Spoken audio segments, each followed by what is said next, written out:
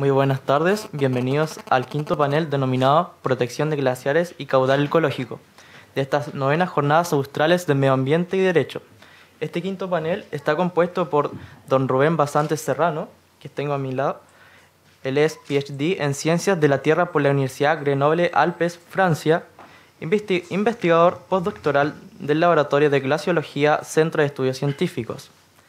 Y también en este panel está compuesto por doña Trinidad Prietos Anduesa, abogada por la Universidad Diego Portales, magíster en Derecho Ambiental por la Universidad de Chile.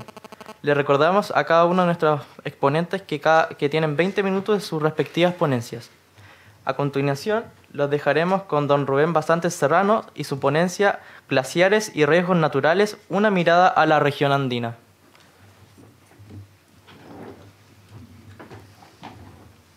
¿El micrófono? No me han dado nada. No hay un micrófono.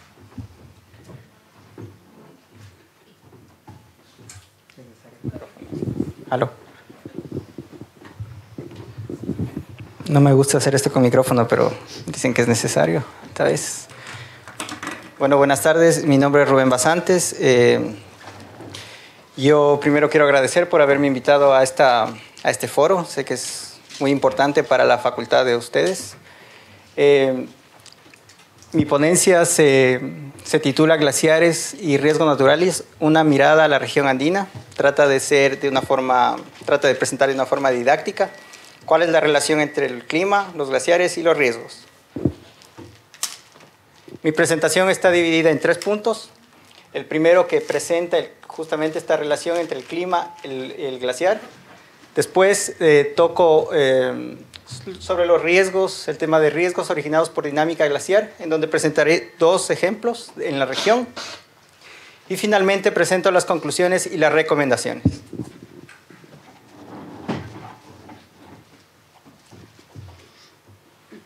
Como ustedes saben, el cambio climático está relacionado con el aumento de las temperaturas. En esta gráfica, donde muestro la evolución de la temperatura durante los últimos 150 años, se ve claramente cómo la temperatura aumenta de forma progresiva durante las últimas décadas. Si es que observamos los promedios decadales del aumento de estas temperaturas, podemos identificar específicamente que hay las 3 últimas décadas más calientes después de 1850. Si es que observamos el cambio de las precipitaciones en los últimos 60 años, podemos ver que existe o se ha registrado un cambio en la frecuencia, intensidad y distribución de las precipitaciones a nivel global. Esto está relacionado con el aumento de temperaturas, que a su vez genera mayor vapor de agua, que es un gas de efecto invernadero, cambiando o ocasionando déficit de precipitaciones en ciertas zonas y también precipitaciones intensas en otras. Sin embargo, estos cambios globales no necesariamente son iguales a escala regional. A manera de ejemplo, presento este gráfico donde se observa el cambio o la tendencia de las temperaturas en la región central de Chile, en varias estaciones. Básicamente lo que nos dice esta gráfica es que en el lado occidental de la cordillera andina se ha visto una disminución de las temperaturas atmosféricas, mientras que en el lado oriental de la cordillera del lado argentino se observa un aumento en las temperaturas atmosféricas. Si es que observamos proyecciones de cambio de temperatura a final del siglo en la región andina, en esta gráfica podemos ver la relación que existe entre la elevación, el cambio de temperatura esperado y la latitud. Y si es que observamos más o menos los picos o la cordillera andina chilena, que se encuentra más o menos en esto representado por estos triángulos de aquí, entre la latitud 15 grados sur y 45 más o menos, se podría decir que esperaríamos un aumento de temperaturas de 3 a 4 grados centígrados en esta región.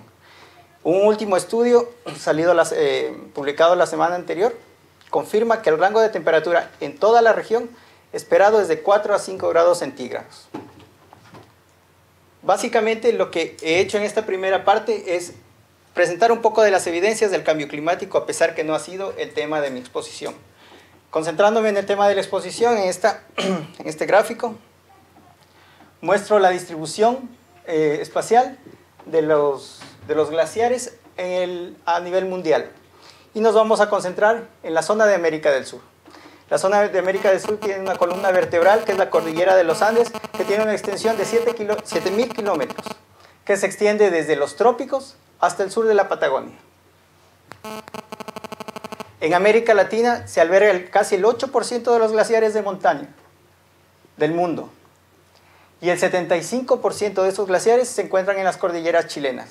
De ahí la importancia del estudio de estos glaciares en términos de recursos hídricos y en términos de riesgo también. ¿Por qué es importante conocer el comportamiento de los glaciares? Porque a través de ellos, como indicadores, podemos entender cómo funciona el clima, ya que el comportamiento de ellos depende de factores climáticos de escala regional, los mismos que, como demostré en las primeras diapositivas, dependen de la latitud, la elevación y la cercanía al océano. Y también de factores morfológicos, que son factores mucho más locales que controlan este comportamiento. Por ejemplo, el aumento de las temperaturas observado está relacionado con el retroceso general de los glaciares a nivel global.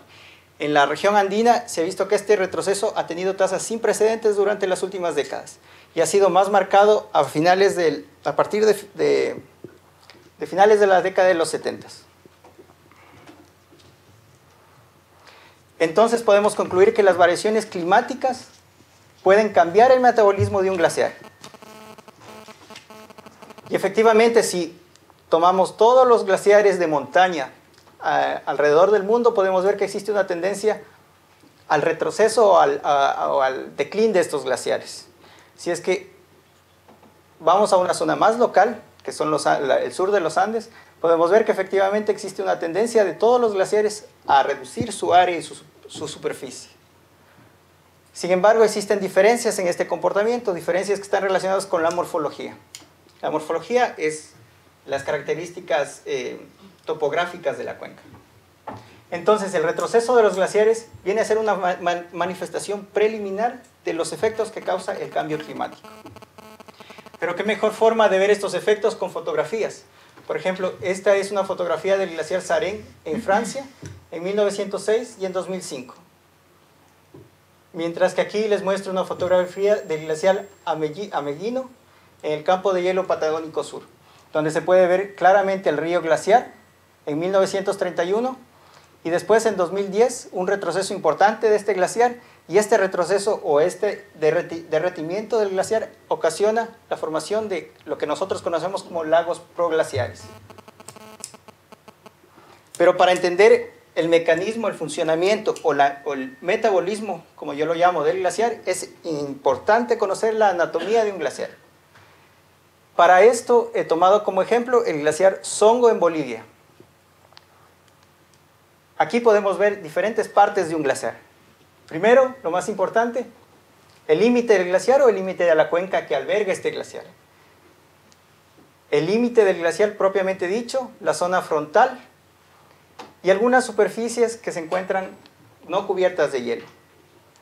En la zona frontal y lateral de los glaciares se forman morrenas laterales y frontales. Básicamente, estas morrenas son muy importantes para el análisis de riesgos que puede provocar un glaciar. Estas morrenas son la evidencia de los avances y retrocesos que ha tenido un glaciar. Y principalmente el cuerpo de un glaciar está dividido en dos zonas. La zona de acumulación, que es una zona donde las precipitaciones sólidas contribuyen a la alimentación del glaciar y hacen que en cierto punto el glaciar o la masa que ha ganado el glaciar por efecto de la gravedad y del peso fluyan hacia la zona baja del glaciar. En la zona baja del glaciar tenemos la zona de acumulación, donde los procesos de derretimiento son los que predominan. Estas dos zonas se encuentran divididas por una línea imaginaria que nosotros lo conocemos como línea de equilibrio, que es el punto o la línea donde no existe ni acumulación, ni ganancia de masa, ni derretimiento del glaciar. Sin embargo, esta línea es muy sensible a los cambios climáticos y esta línea habrá periodos que puede ascender en cota o descender, haciendo más proclive al glaciar a ganar masa y avanzar o a perder masa y retroceder. Cambios en el ambiente también pueden provocar cambios en la temperatura interna de un glaciar, como la temperatura de un ser humano, por ejemplo. Y estos cambios internos en lo que nosotros conocemos como régimen de un glaciar hacen que el glaciar pueda desestabilizarse y, por ejemplo, provocar desprendimientos de hielo o avalanchas. Ahora vamos a hablar de riesgos por dinámica glaciar. Para hablar de riesgos, primero hay que entender en qué consiste la evaluación del riesgo. Y el riesgo está relacionado con la probabilidad, es decir, el número de víctimas, por ejemplo, durante un tiempo determinado. 1000 víctimas al año en un evento catastrófico. La comunidad internacional ha definido o ha relacionado la evaluación del riesgo en diferentes factores que están, en diferentes componentes que están relacionadas en esta ecuación de aquí, que es el riesgo, el peligro, la exposición y la resiliencia, que viene a ser el modulador de la exposición. El peligro está relacionado con dos factores: la magnitud, por ejemplo, la cantidad o el volumen de metros cúbicos de material durante un aluvión provocado por un desprendimiento glaciar o por un vaciamiento de una laguna proglaciar, y la frecuencia, que es la ocurrencia de este tipo de eventos. En términos de alta montaña, en términos de estudios de glaciares, estos cambios en estos factores están relacionados con los cambios en el metabolismo del glaciar en el corto y mediano plazo, de los que les hablé al inicio, como la pérdida de masa, retroceso, avances, cambios en el régimen térmico del glaciar. Los peligros ocasionados por estos cambios, por ejemplo, pueden ser morrenas desestabilizadas, lagos proglaciares, etc. Y tenemos otra parte de la evaluación del riesgo, que es la resiliencia, que está en función al conocimiento histórico y también al conocimiento científico, a la prevención y a la capacidad de respuesta. Básicamente, el análisis de riesgo lo que busca es reducir la probabilidad de que una catástrofe ocurra. No que un peligro ocurra, sino que una catástrofe ocurra. Es decir, que hayan pérdidas humanas. Estos componentes yo los he dividido en dos cajas. La primera caja, donde yo ubico a la comunidad científica y está más relacionada con la identificación y la valoración de la magnitud del riesgo. Y la segunda caja, donde yo ubico a la parte de tomadores de decisiones, por ejemplo, de la sociedad, a los ingenieros que están encargados de desarrollar las obras de infraestructura, por ejemplo, para responder a cierta amenaza. Y estas dos partes, para mí, están relacionadas en una zona muy, muy ligera que muchas veces no se le entiende. Regresando a mi zona de confort, que es los peligros asociados a la dinámica de glaciares, se pueden identificar dos tipos de peligros generales: los movimientos en masa y avalanchas, que están provocadas por sismos, precipitaciones, desestabilización de taludes, o todas al mismo tiempo, y en algunos casos incluyendo un factor que ya lo van a ver más adelante, que son los lagos proglaciares. La segunda, que lo llamamos vaciamiento de los lagos, que se llaman GLOFs, que básicamente es el derretimiento de un glaciar, provoca el retroceso de este. Esta agua alimenta la formación de lagunas proglaciares. El glaciar, que al mismo tiempo sirve como muro contendor de estos lagos, debido al adelgazamiento por el debilitamiento de sus paredes, colapsa y libera o genera la liberación de estos lagos de forma muy violenta. Ejemplos de este tipo de eventos tenemos, por ejemplo, en Huaraz, el evento en Perú, el evento de 1962 y 1970, en Bolivia en 2009 el primer registro de GLOF en la cuenca del Queara, y en Chile en los lagos en Campo de Hielo Sur y Campo de Hielo Norte en Patagonia. Ahora vamos con los casos que yo he seleccionado como ejemplos para poder representar este tipo de eventos. El primer caso es el ocurrido en Huaraz en 1962 y en 1970 en la Cordillera Blanca en el Perú. Aquí en esta fotografía a la izquierda ustedes pueden ver el pico norte del Huaraz tomada en agosto del 2015, y si hacemos un zoom a este pico norte del Huaraz, podemos ver el pico y las diferentes zonas que lo que hacen es representar las zonas de desprendimiento del hielo. En estos 2 años lo que ocurrió es que una gran cantidad de hielo fue desprendido. Este hielo provocó una liberación de energía, causó que haya un derretimiento de la nieve y del hielo que estaba más abajo, y viajó a través de la cuenca hacia el valle. En esta fotografía oblicua ustedes pueden ver el producto de este evento, el aluvión, que cubrió por completo a la comunidad de Ranriarca. Es un poco complicado. Ocasionado una liberación de volumen total de material de 15 millones de metros cúbicos que alcanzaron una velocidad de 170 kilómetros por hora. Este evento, aquí ustedes pueden ver la magnitud del evento en una imagen satelital vertical y una fotografía oblicua. El poblado de Ranriarca completamente destruido en esta zona baja de acá. En realidad no se conoce el origen o lo que originó este evento. Se presume que fue en esas décadas hubo un derretimiento muy importante de masa de hielo que pudo desestabilizar gran parte del glaciar que se encontraba en este pico y hubo el desprendimiento, ocasionando un saldo de 4.000 a 5.000 víctimas. Aquí ustedes pueden ver una imagen del evento de 1970, en donde se puede ver la trayectoria del aluvión. En este caso ya fue una afectación mucho mayor, casi el doble de volumen de material liberado en el primer evento que afectó la población de Yungay y de Ranriarca de nuevo. En este caso, lo que ocasionó el evento fue un terremoto de una magnitud de 7.7, liberando un volumen de material de alrededor de 45 millones de metros cúbicos, con una velocidad que alcanzó 280 kilómetros por hora. Saldo, 18.000 víctimas y los dos pueblos completamente destruidos. Aquí ustedes pueden ver una comparación de los dos eventos. Y haciendo un zoom al evento del 1970 podemos ver Yungay completamente bajo el aluvión, donde lo único que quedó fue su plaza de armas. Sobre los vaciamientos de lagos Glof en Chile.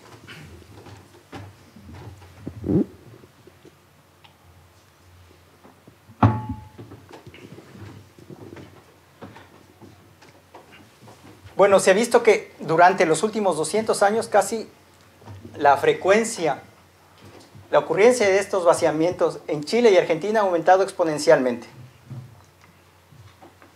Aquí en estas dos gráficas se muestra la distribución de los lagos, la identificación de los lagos a lo largo de la cordillera andina chilena entre el 2000 y 2016, perdón.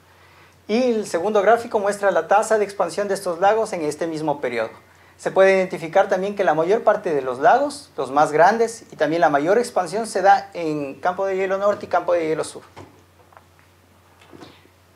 Como ejemplo, he seleccionado el vaciamiento del lago Cachet en la región de Aysén, en Chile, registrado por el SEX. En esta imagen satelital ustedes pueden ver el glaciar Colonia, el lago Cachet, el lago proglaciar Colonia. Estos dos lagos se encuentran conectados a través de un túnel subglaciar. El retroceso de este glaciar alimenta estos dos lagos y se ha visto que el retroceso de los últimos 30 años ha sido de alrededor de 100 metros. En esta zona estamos hablando de un volumen de agua de alrededor de 200 millones de metros cúbicos. Y también se ha visto que durante la última década estos vaciamientos han sido mucho más frecuentes, hasta llegar a 3 vaciamientos por año, donde el pic de vaciamiento ha llegado a superar los 3.000 metros cúbicos por segundo.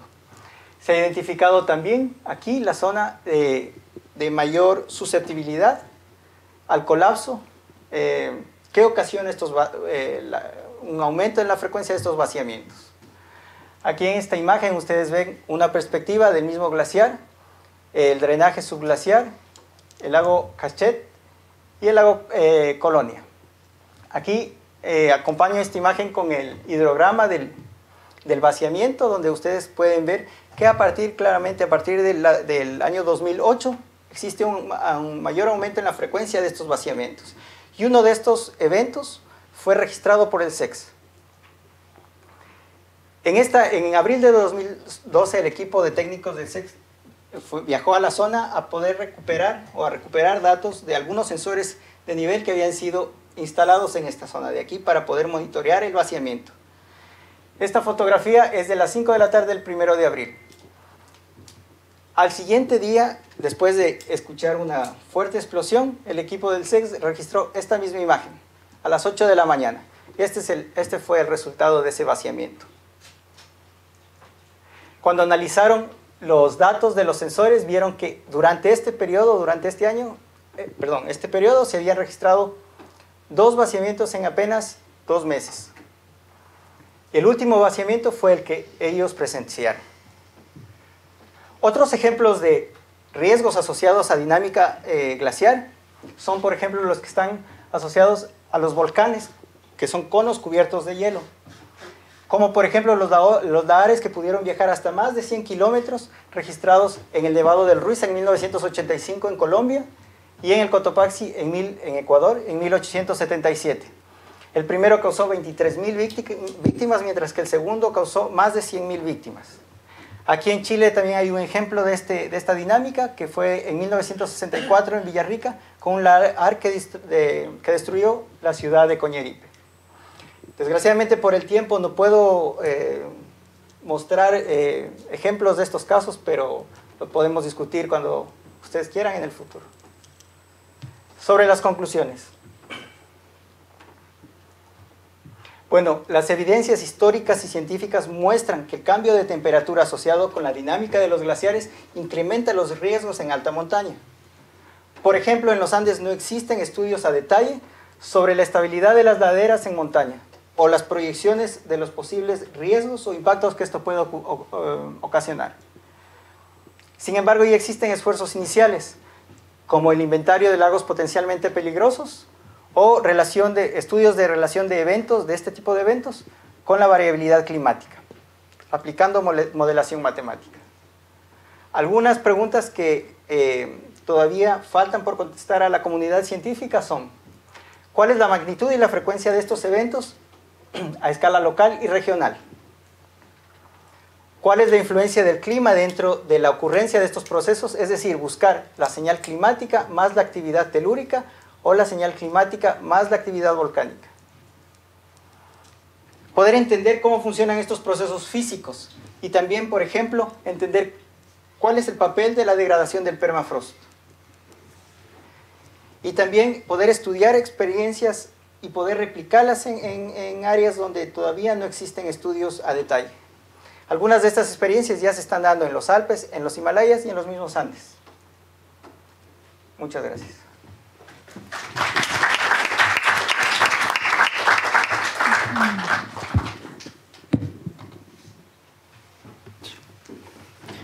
Muchas gracias, don Rubén. Ahora damos paso. ¿Son las preguntas? Al final se puede hacer las preguntas. Ahora damos paso a nuestra expositora Trinidad Prieto Anduesa con la ponencia Caudal ecológico versus caudal ambiental para proyectos hidroeléctricos en el marco del sistema de evaluación de impacto ambiental.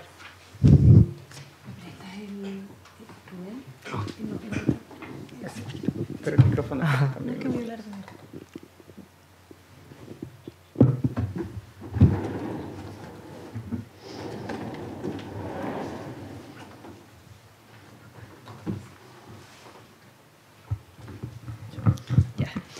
Buenas tardes. En primer lugar, muchas gracias a la universidad por permitirme estar acá. La presentación tiene por objeto tratar la temática del caudal ambiental y del caudal ecológico en el marco del sistema de evaluación de impacto ambiental. Para entender, desde un punto de vista ambiental, para entender la temática del caudal ambiental, tenemos que partir por lo básico, que es el caudal ecológico. El caudal ecológico está establecido en el Código de Aguas y recién se estableció formalmente en el año 2005. Ello a partir de la gran reforma al Código de Aguas que introdujo la Ley 20.017 y dentro de las modificaciones se estableció lo relativo al caudal ecológico la obligación de que todas las resoluciones que constituyen derechos de aprovechamiento de aguas superficiales deben establecer un caudal mínimo ecológico a respetar. Con esto se valía una práctica que desde antaño ya llevaba estableciendo la Dirección General de Aguas aproximadamente desde el año 1983. Si bien no porque existía un texto legal expreso, la DGA como práctica, igualmente en la mayoría de las constituciones de derecho de aprovechamiento anteriores al año 2005, también fijaba caudal ecológico, pero no era una obligación hacerlo. Desde el año 2005 pasa a ser obligatorio y con ello todos los derechos de aprovechamiento de aguas superficiales que se constituyen con posterioridad a esta modificación deben contar con este instrumento. ¿Cuáles son los objetivos del caudal ecológico? Tiene dos objetivos desde la perspectiva del Código de Aguas, que es velar por la preservación de la naturaleza y por la protección del medio ambiente. Sin embargo, esto no es absoluto, tiene ciertas limitaciones. El caudal ecológico que se fija en las resoluciones no puede ser superior al 20% del caudal medio anual de la fuente, salvo casos excepcionales y por decreto del presidente de la República, previo informe del Ministerio del Medio Ambiente, puede establecer un caudal ecológico mayor. Y este caudal ecológico mayor no puede ser superior al 40% del caudal medio anual de la fuente superficial específica.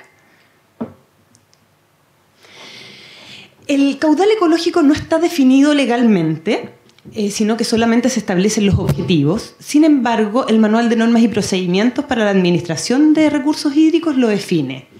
¿Y cómo se define? Es el caudal que debe mantenerse en un curso fluvial o en específico en cada sector hidrográfico, de tal manera que los efectos abióticos producidos por la reducción del caudal no alteren las condiciones naturales del cauce, impidiendo, limitando el desarrollo de los componentes bióticos del sistema, como tampoco alteren la dinámica y funciones del ecosistema.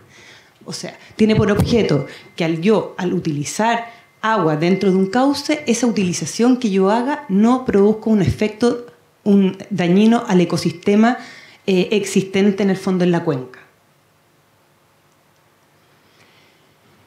¿Qué pasa? Que luego de la dictación de la Ley 20.017 se estableció que un reglamento debía determinar los criterios de la Dirección General de Aguas para el establecimiento del caudal ecológico. Y recién en el año 2012 el Ministerio del Medio Ambiente dicta el reglamento que establece los criterios por los cuales se establecen los caudales ecológicos en las fuentes de aguas superficiales.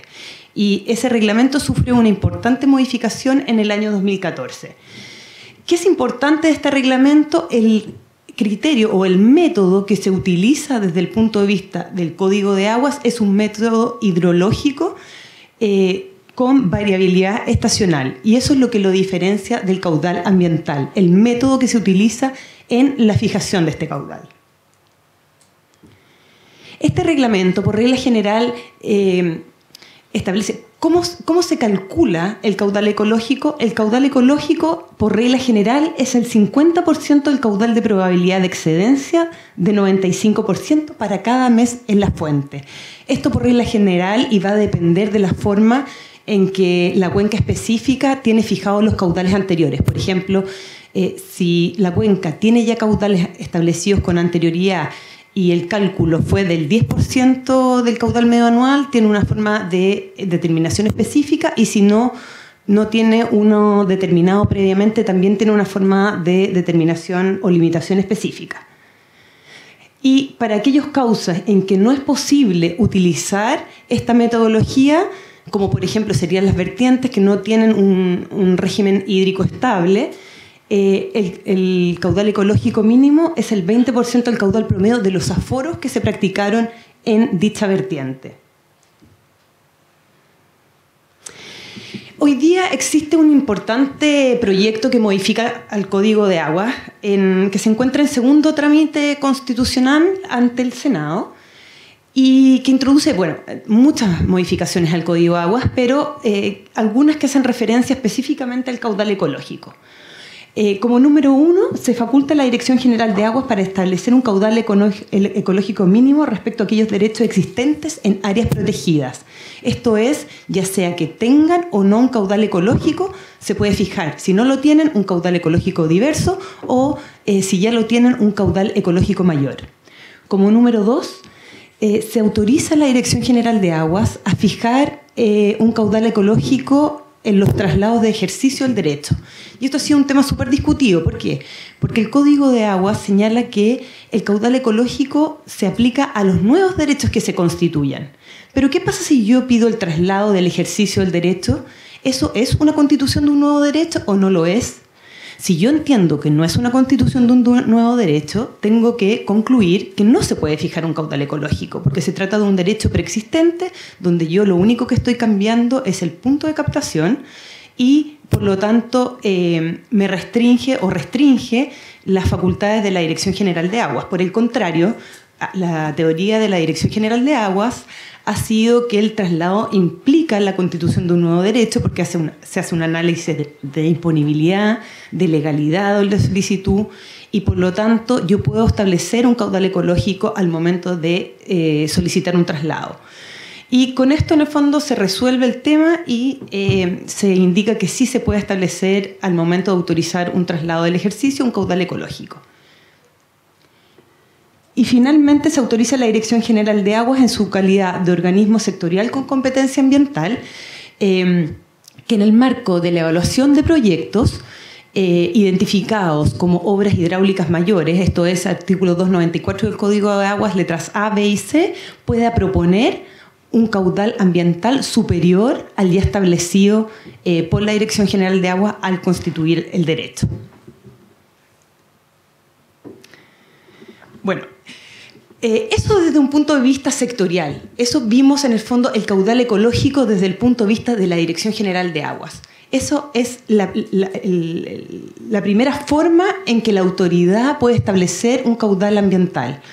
Un caudal ambiental que desde la perspectiva del Código de Aguas se llama caudal ecológico mínimo. Sin embargo, cuando los proyectos son evaluados ambientalmente, viene otro paso. Yo ya cuento con mi derecho de aprovechamiento de aguas, pero ahora la evaluación ambiental es mucho más completa que el otorgamiento de un derecho. Por lo tanto, considera muchos más elementos y por lo tanto es posible que ese derecho que tenía un caudal ecológico mínimo establecido varíe durante la evaluación ambiental y que quede plasmado en la resolución calificatoria ambiental. Y esto lo vinculamos específicamente con proyectos hidroeléctricos. Los proyectos hidroeléctricos como tipologías primarias, ¿por qué pueden ingresar al sistema de evaluación de impacto ambiental? ¿Por las letras A o por la letra C?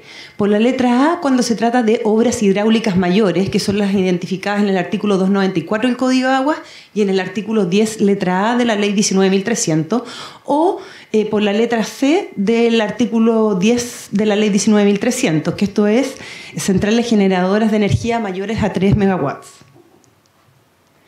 Y la forma de ingreso va a depender, ¿no es cierto?, de los efectos que produce el proyecto. Entonces el proyecto, ya sea que ingrese por la letra A o por la letra C, va a ingresar como declaración de impacto ambiental o como estudio de impacto ambiental en atención a los efectos que este produce. Por lo tanto, que hay que evaluarlo caso a caso. Cuando el proyecto ingresa como declaración de impacto ambiental, el caudal ambiental se puede establecer o lo puede ofrecer el titular como un compromiso ambiental voluntario. En cambio, cuando ingresa como estudio de impacto ambiental, puede ser como compromiso ambiental voluntario o también como una medida de mitigación del proyecto.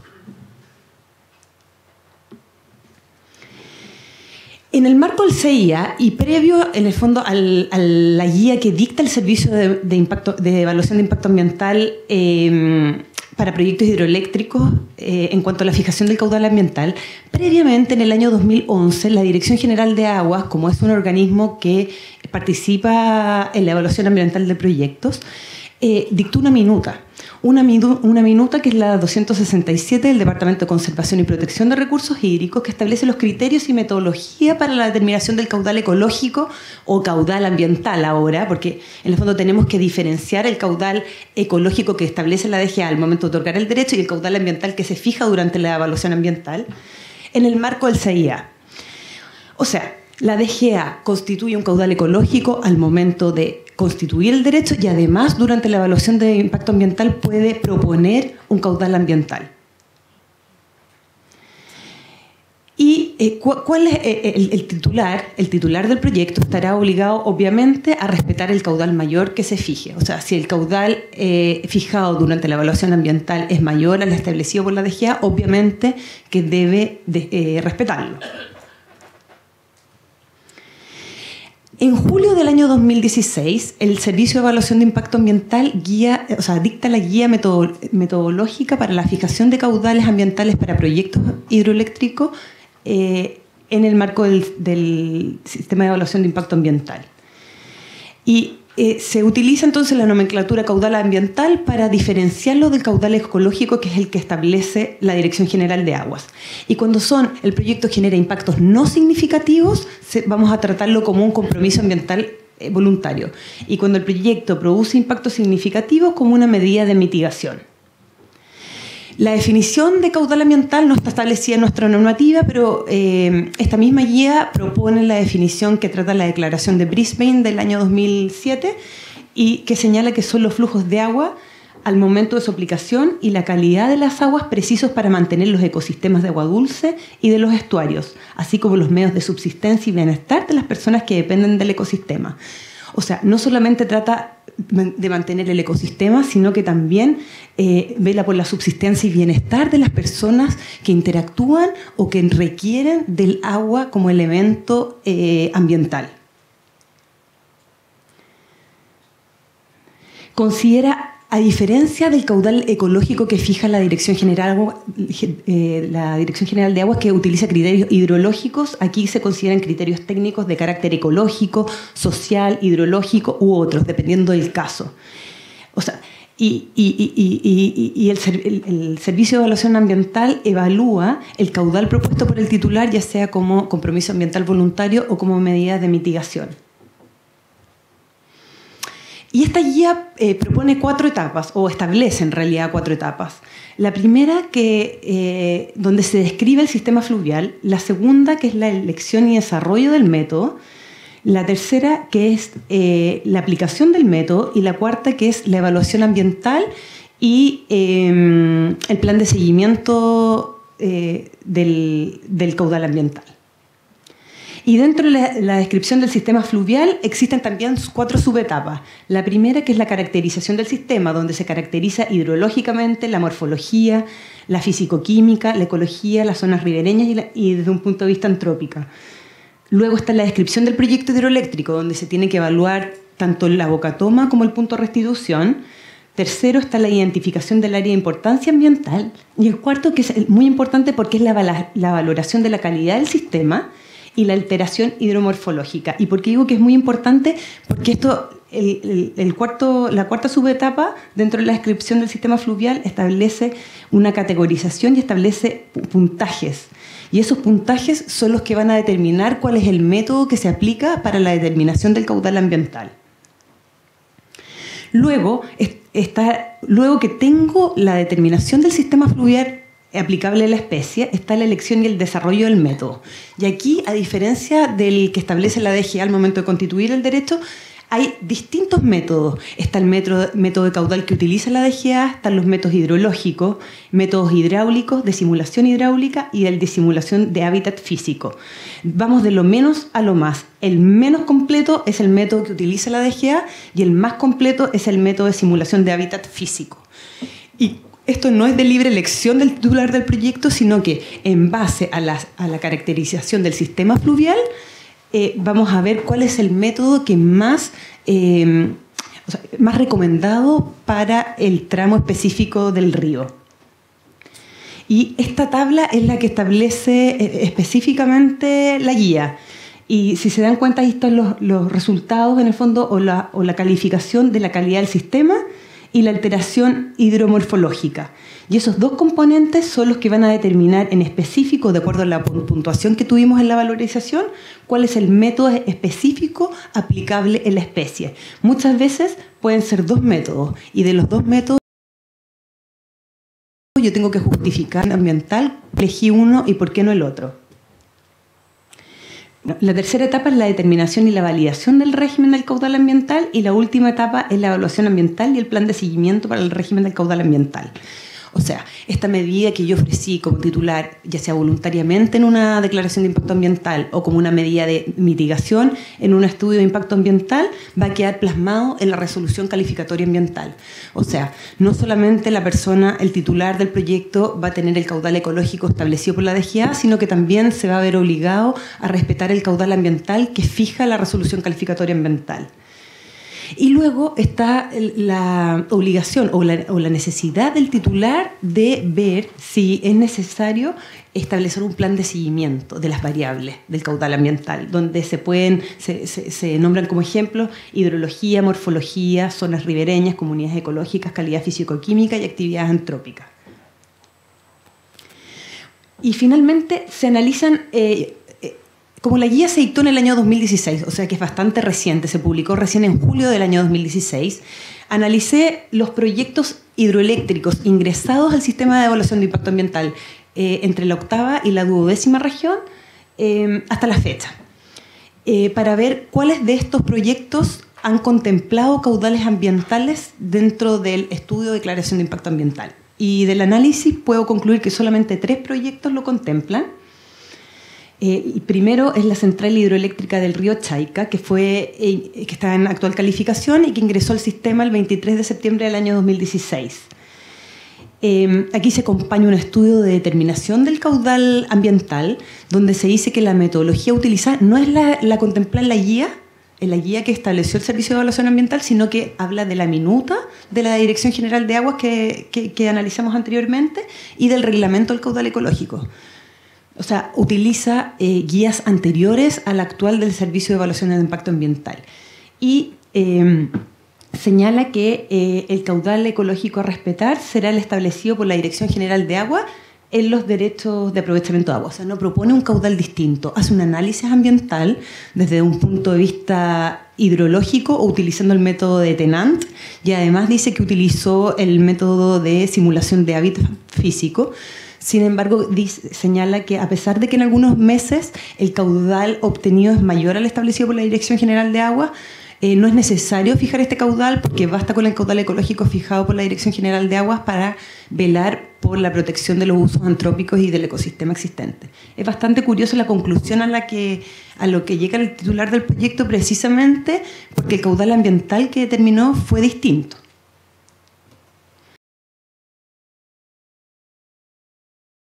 Luego, esto de central hidroeléctrica está desistivo.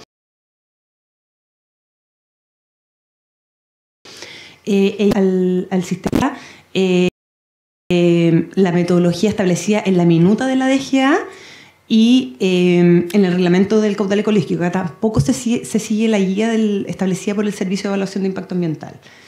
Y finalmente se concluye lo mismo que en el proyecto anterior. Aquí el caudal ambiental es el mismo que fijó la DGA al momento de otorgar el derecho, por lo tanto no hay diferencia entre el caudal ecológico y el caudal ambiental.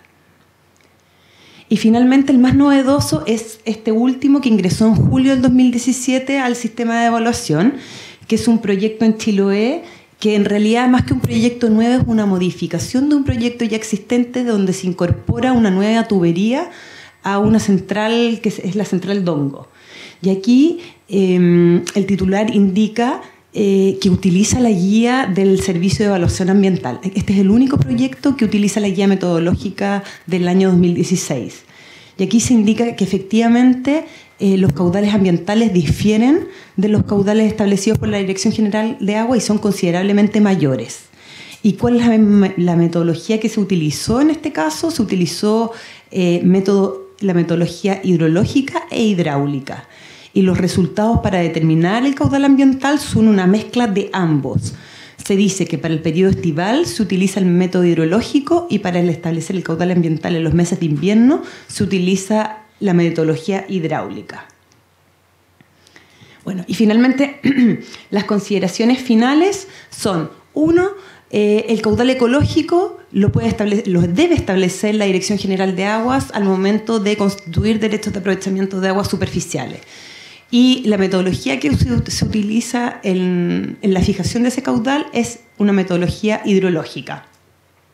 Como la DGA participa además en la evaluación ambiental de proyectos como organismo sectorial, además puede proponer caudales ambientales diversos a los que estableció al momento de constituir el derecho, y en ese aspecto tiene una libertad para utilizar metodologías diversas.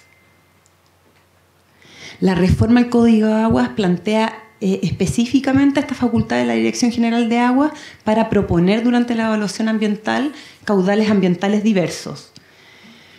Cuando un proyecto hidroeléctrico se evalúa ambientalmente, se puede incorporar a los caudales ambientales como compromiso ambiental voluntario o como medida de mitigación. Y evidentemente eso indica que se va a establecer un caudal mayor al establecido previamente por la Dirección General de Aguas al momento del otorgamiento del derecho. En julio del año 2016, el Servicio de Evaluación Ambiental publica la guía metodológica para la determinación del caudal ambiental para proyectos hidroeléctricos en el marco del sistema de evaluación de impacto ambiental, estableciendo una serie de métodos que se pueden utilizar para la fijación de estos caudales ambientales. Y finalmente, concluir que de los proyectos ingresados desde la publicación de esta guía, solo uno ha utilizado la guía metodológica. Eso, muchas gracias.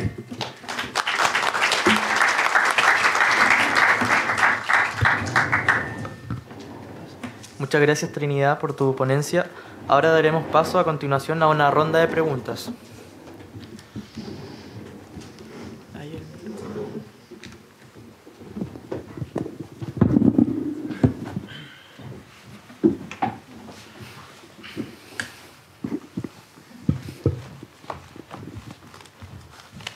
No es tan baja, entonces no sé si necesitamos... ok. Brevemente, soy Bruno Massorana del Instituto de Ciencias de la Tierra, en lo particular soy geomorfólogo fluvial. Por lo tanto, me gustaría saber algunas cositas.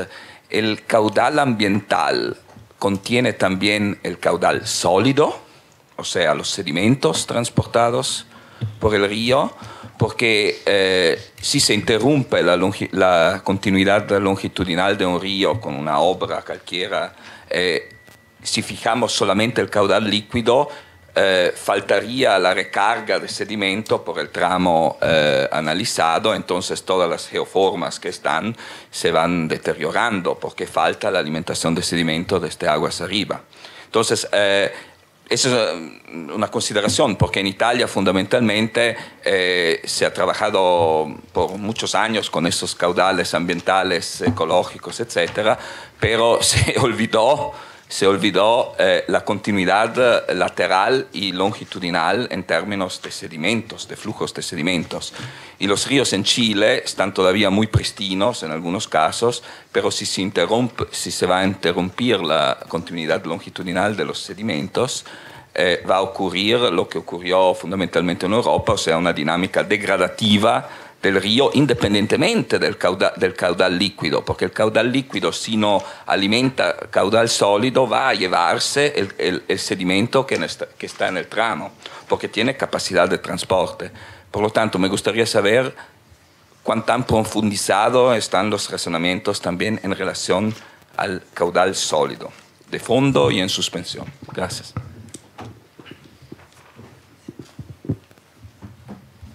¿Sí? Muchas gracias por la pregunta.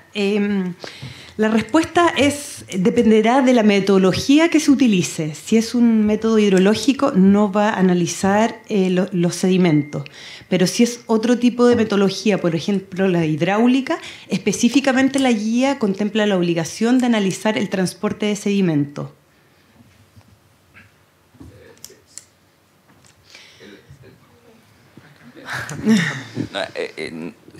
Más que nada, yo pienso que habría que, en realidad, no solamente analizar, digamos, la hidráulica fluvial, porque la hidráulica fluvial depende del modelo que se utiliza. Sí. Si es un modelo con, digamos, lecho del río fijo, fundamentalmente no se van a apreciar los cambios morfológicos inducidos por los flujos, porque no hay el modelo no va a representar ni la incisión ni la deposición del material. Yo pienso que, y voy a centrarme también en mi charla después sobre eso. En realidad, el método geomorfológico es súper importante.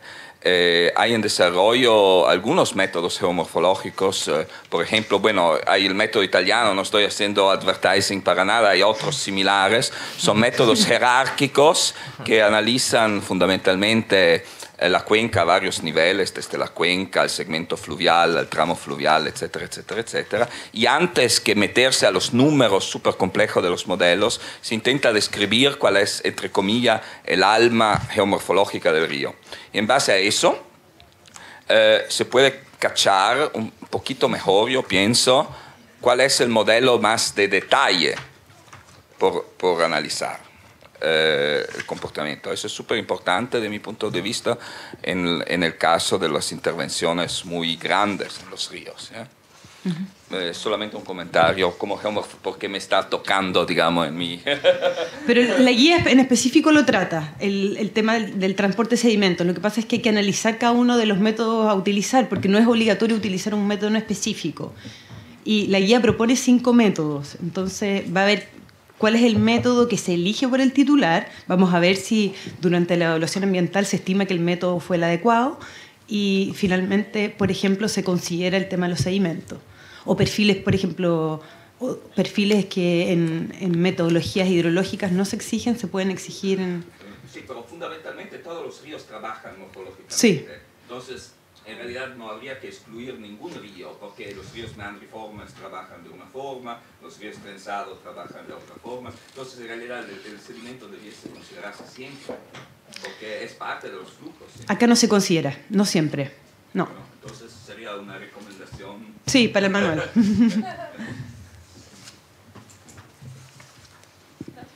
Buenas tardes, mi consulta es para Trinidad también, un poco asociado a lo que estaba planteando Bruno. Existen bastantes proyectos en Chile, o sea, de hecho yo trabajo en una empresa de energías renovables. Existen varias plantas, de hecho hay una en nuestra región que datan de la década de los 50, que están fuera de cualquier norma aplicable. No aplica el convenio 169 sobre el reasentamiento de comunidades indígenas, tampoco aplica la ley 20.417 y el reglamento del CIA, y tampoco aplican las modificaciones al Código de Agua. En ese caso, hay muchas plantas hidroeléctricas que están funcionando desde esa época sin un caudal ecológico, ambiental o lo que sea. ¿Cómo se ha visto desde el aspecto normativo poder regularizarlas? O sea, ¿está considerado? ¿O cómo empresas de manera voluntaria podrían restituir algún porcentaje del caudal para que las comunidades indígenas, por ejemplo, puedan hacer uso ancestral o uso productivo de derechos de agua? Muchas gracias por la pregunta. Legalmente no existe ninguna obligatoriedad, o sea, sería la afectación de un derecho ya plenamente adquirido, la fijación de un caudal ambiental hoy día, si es que el proyecto sigue operando en las mismas condiciones en que lo hacía desde antes de la normativa vigente.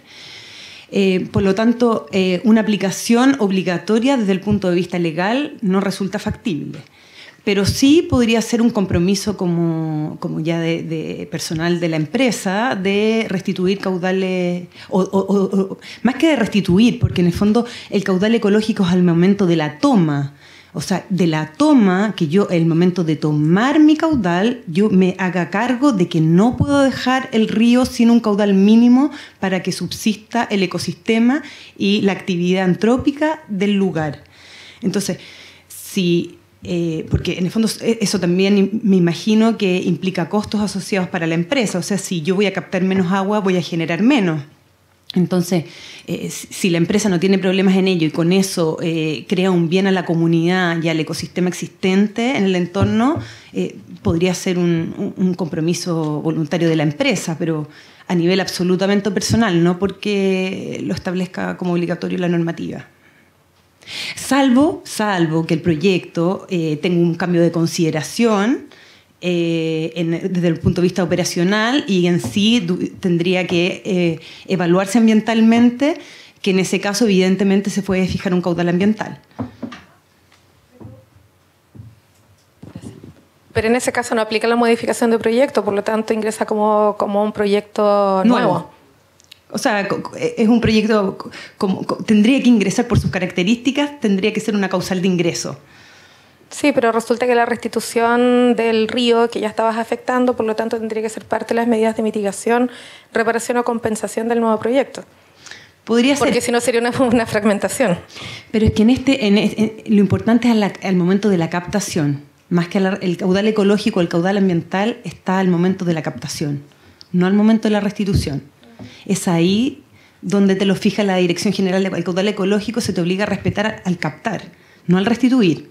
O sea, cuando digo restitución me refiero a medidas de remediación ambiental. Podría ser voluntariamente que lo asuma la empresa, podría ser, evidentemente.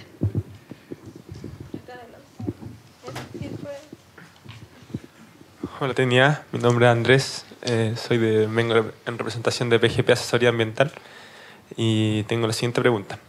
Bueno, quiero hablar un poco del caudal ambiental desde el marco del CIA, más bien un tema un poco de compartir un criterio, porque tú tomas en cuenta el caudal ambiental como una medida de mitigación, siendo que si nosotros, si el proyecto se respeta el caudal ambiental, no estaría generando un impacto, por lo tanto no debería mitigarse. ¿Qué puede definirme desde tu criterio esa afirmación? No coincido contigo porque en el fondo toda actividad genera un impacto, puede ser mayor o menor. Lo que se intenta a través de una medida de mitigación es amenorizar el impacto, disminuirlo, pero evidentemente que toda actividad genera un impacto, aunque sea la más mínima. Y de hecho, los proyectos en el fondo se evalúan ambientalmente favorablemente cuando cumplen con la normativa ambiental, no porque no causen un daño de alguna forma al medio ambiente, sino que si cumplen con la normativa ambiental se califican favorablemente. Entonces, al establecer como una medida de mitigación, evidentemente que el agua es un insumo para un proyecto hidroeléctrico que es necesario, no lo puedo dejar de lado, yo no puedo evitar utilizar aguas para generar energía hidroeléctrica.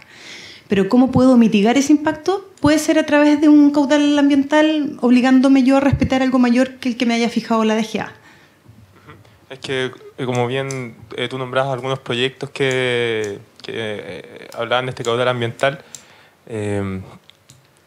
si bien cuando se propone como una medida de mitigación es cuando el impacto se considera significativo. Entonces, sí. El considerar el impacto significativo, ¿qué quiere decir dentro de un tramo de un río que se esté captando agua? Podría ser sobre el componente biótico, el componente turístico, entre otros. Entonces, por eso quería compartir ese criterio, porque podría considerarse dentro como si bien para no generar un impacto, como también para poder mitigar un impacto. No solamente se puede proponer como una medida de mitigación, también puede ser un compromiso ambiental voluntario. Ajá. O sea, de hecho, en las vías no existen impactos significativos, ¿no es cierto? Y ¿cómo se ofrece? Se ofrece como medida voluntaria ambiental. En todo caso, en ninguno de los proyectos se trató ni como medida de mitigación, bueno, porque los primeros dos establecen el mismo caudal que la DGA estableció, así que no tendría sentido hablar de medida de mitigación o de compromiso ambiental voluntario, pero el segundo, a que hace referencia, el tercer proyecto, que es el Dongo, trata el caudal ambiental y fija uno mayor al establecido por la DGA, pero tampoco lo trata como compromiso ambiental voluntario, no lo establece como nada. De hecho, si uno revisa el proyecto, dice compromisos ambientales voluntarios, no. Y es una DIA, o sea, no puede ser una medida de mitigación tampoco.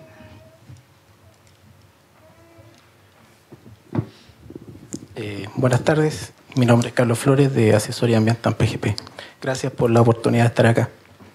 Para Trinidad también relacionado justamente al tema que nosotros lo estamos viendo directamente en algunos proyectos. Preguntar si la modificación que viene al Código de Aguas considera el caudal ambiental, porque tú dabas de ejemplo justamente unos proyectos y en ninguno está. Entonces, ¿de qué medidas de mitigación podemos tener? Buenas medidas de mitigación si no está clara los impactos que puede tener. O sea, si yo no tengo claridad de cómo calcular el caudal ambiental, malamente voy a poder mitigar los impactos que estoy generando, sobre todo si no es obligatorio. En estos momentos aparentemente no es obligatorio porque tú nombrabas proyectos que están recientes y ni siquiera considera el cálculo del caudal ambiental. O sea, algo que debería yo tenerlo claro para saber qué es lo que tengo que mitigar, no lo está. Entonces la consulta es si a futuro con estas modificaciones va a estar claro y qué metodología usar para que efectivamente se calcule de buena forma y se puedan tomar las medidas que correspondan. Gracias por la pregunta. Lo que pasa es que respecto a la reforma del Código de Aguas, tal como lo decía antes, es que hay que hacer diferencia. Uno es el tema sectorial, que sería Código de Aguas, y otro que es ambiental netamente o derechamente o puramente, que es la Ley 19.300 y su reglamento. Desde el punto de vista de Código de Aguas, la propuesta de reforma contempla, como yo les contaba, reformas al tema del caudal ecológico. Y lo que se propone en lo relativo al caudal ecológico desde el punto de vista ambiental es durante la evaluación ambiental de proyectos que la DGA tenga la facultad, cosa que ya lo hace igualmente, pero se reconoce legalmente este derecho de la DGA a proponer durante la evaluación ambiental caudales ambientales que pueden diferir de los que ya estableció la DGA. Entonces, eso desde el punto de vista de Código de Aguas, desde el punto de vista sectorial, porque en el fondo el Código de Aguas no trata la normativa ambiental, lo que lo trata es la Ley 19.300. Entonces lo que quizás habría que ver o proponer es eventualmente una reforma a la Ley 19.300 que contemplara o un mecanismo más exacto para la determinación del caudal ambiental, o un reconocimiento explícito, porque hoy en día no hay un reconocimiento legal del caudal ambiental.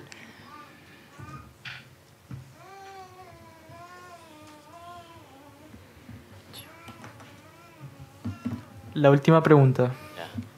Para el señor Basantes, sobre los lahares, por ejemplo, en el caso de Coñaripe, la gente se volvió a instalar en el mismo lugar de los lahares del 60.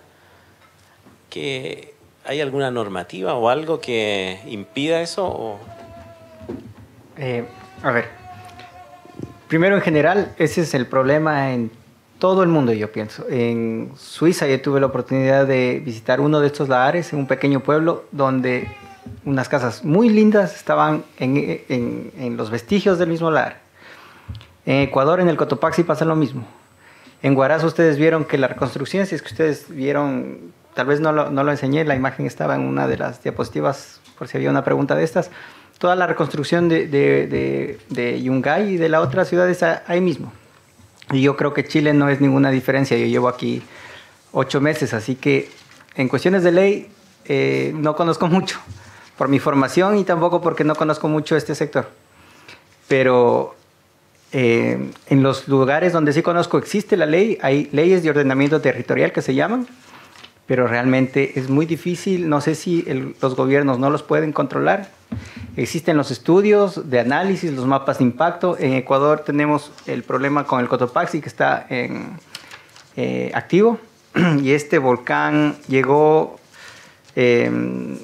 ocasionó una erupción. El lahar viajó casi 100 kilómetros a la ciudad de Quito y yo vivo muy cerca de donde pasó el lahar, no en la zona de emergencia, pero vivo muy cerca y los mapas de riesgo muestran que ha habido un crecimiento de la densidad poblacional en esa zona enorme. Tuve la oportunidad de ir a poner unos sensores aquí en Villarrica y mi pregunta también era lo mismo que usted me dice. Pero el problema, primero, pienso yo, que es falta de control, porque la ley existe. Segundo, es el dinero, porque cualquiera que tiene dinero se asienta donde puede. Y también yo pienso que un problema en Sudamérica es el problema de las aseguradoras, no está muy bien desarrollado. En Estados Unidos, en zonas de tornado, usted tiene las empresas aseguradoras que no tienen ningún problema. Usted ve la ciudad que se reconstruye, pero en menos de una semana. Creo que mucho más avanzado el punto. Pero en temas de ley, no creo que soy el indicado. Pero hay programas de ordenamiento territorial que sí están desarrollados. Yo creo que sí hay, pero hay falta de predisposición a hacerlos aplicar. Pucón tiene uno, pero no se respeta. No, usted tiene la respuesta entonces. Bien. Muchas gracias. Como comisión agradecemos la presencia de don Rubén y doña Trinidad por haber asistido a estas 9ª jornadas de Derecho Ambiental. A continuación le haremos la entrega de un pequeño presente por parte de la comisión.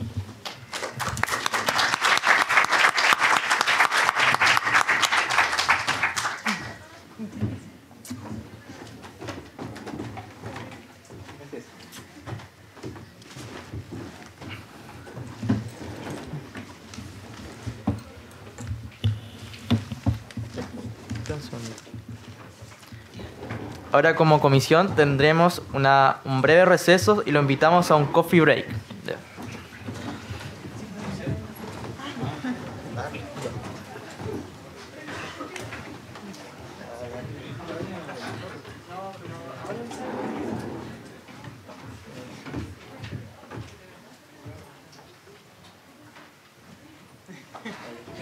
Gracias por eso.